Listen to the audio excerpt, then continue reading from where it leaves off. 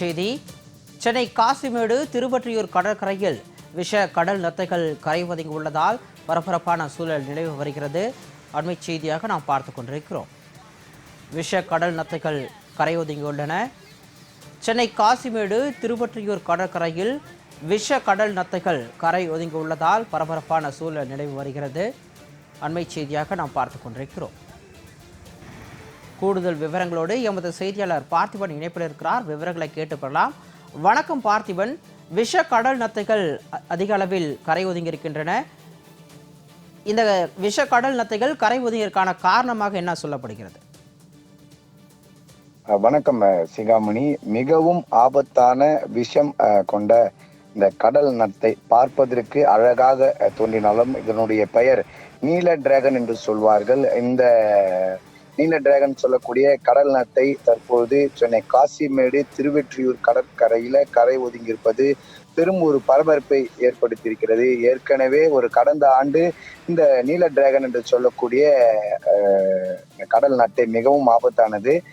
இந்த கடல் நத்தை ஸ்பெயின் நாட்டில பல இடங்கள்ல கடற்கரையில் தோன்றிய விளைவாக கடற்கரையே மூடப்பட்டது. அங்க இருக்கக்கூடிய பொதுமக்கள், பொழுதுபோக்குக்காக வரக்கூடிய பொதுமக்கள்லாம் அப்புறப்படுத்தப்பட்டார்கள். தற்போது அதே போலவே சென்னை காசிமேடு, சென்னை திருவொற்றியூர் கடற்கரை பகுதிகளில இந்த நீல டிராகன் என்று சொல்லக்கூடிய இந்த கடல் நத்தை தற்போது கரை ஒதுங்கி இருக்கிறது. லட்சக்கணக்கில் அந்த கடற்கரை பகுதியில கரை ஒதுங்கி இருக்கிறது. அது மட்டும் இல்லாமல் பெயர் வகையை தெரியவில்லை.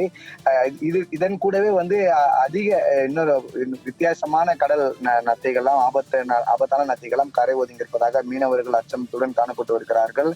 குறிப்பா சொல்ல வேண்டும் என்றால் அது வெப்ப மண்டல மற்றும் மித வெப்ப மண்டல கடற்கரை மேற்பரப்பில் தான் இதை மிதக்கும் என்று சொல்கிறார்கள். ஒரு சிறிய நீல நிற கடல் நத்தையாக இது தோன்றினாலும் பார்ப்பதற்கு கவர்ச்சியாக இருக்கும். ஆனால் இந்த உயிரினம் அழகாக இருக்கிறது என்று அதை போய் நம்ம தொடக்கூடாது. ஏனென்றால் கடற்கரையில இதை பார்த்தால் தூரத்தில் நின்றே பார்த்து விட்டு வர வேண்டும் என்றுதான் நிபுணர்கள்லாம் தெரிவித்திருக்கிறார்கள். ஆனால் தற்போது ஆபத்தை உணராமல் இந்த கடற்கரையில உள்ள அலைகள்ல அங்க வரக்கூடிய பொதுமக்களாம் வந்த வண்ணமா இருக்கிறது. ஏனென்றால் இன்று தமிழ் புத்தாண்டு கொண்டாடப்படக்கூடிய நிலையில பொதுமக்கள் பொழுதுபோக்குக்காக வருகை தந்திருக்கிறார்கள். சென்னை காசிமேடு N4 கடற்கரை மற்றும் இந்த திருவொற்றியூர் கடற்கரை பகுதியில இந்த விஷத்தன்மை வாய்ந்த ப்ளூ டிராகன் என்று சொல்வார்கள், கடல் நத்தை என்று சொல்வார்கள். அதனோடு ஜெல்லி மீன்கள், ராட்சத சிப்பி வகை ஜெல்லி மீன்கள் உள்ளிட்ட வித்தியாசமான அந்த பெயர்கள் கொண்டிருக்கக்கூடிய ஒரு ஆபத்தான ஜெல்லி மீன்களாம் தற்போது கரை ஒதுங்கி இருக்கிறது.